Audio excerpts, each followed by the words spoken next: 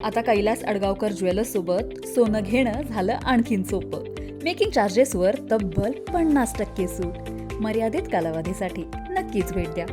Kailas अडगावकर jewellers, Datta मंदिर bus stop, Nashik road. नामांकित कंपनीतील धर्मांतर आणि लैंगिक शोषण प्रकरणात मोठी अपडेट. नाशिक न्यायालयात सुनावणी पार पडली. न्यायमूर्ती RC नरवाडिया यांच्यासमोर झाली सुनावणी.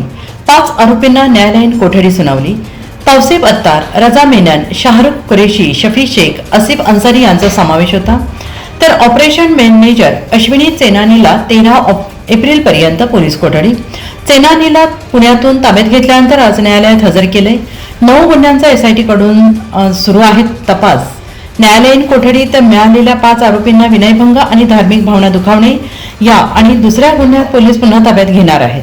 मुंबई नाका CR नंबर 163/26 या गुन्ह्यामध्ये संशयित आरोपी नामे अश्विनी चेनानी यांना माननीय न्यायालयात हजर केला असता माननीय न्यायालयाने आरोपीस दिनांक 13 एप्रिल 2026 पर्यंत पोलीस कोठडी देण्यात आलेली आहे. या अगोदर या गुन्ह्यातील 6 आरोपी अटक आहेत. एकूण अटक आरोपींची संख्या आता 7 झालेली आहे. त्यातील 6 आरोपी सध्या पोलीस कस्टडीमध्ये आहेत. या प्रकरणांमध्ये आतापर्यंत एकूण 9 गुन्हे दाखल आहेत. न्यायालयीन कोठडीत असलेल्या 6 आरोपींना माननीय न्यायालयाशी ट्रान्सफर वॉरंट घेऊन पुन्हा अन्य गुन्ह्यांमध्ये वर्ग करून घेण्यात येणार आहे.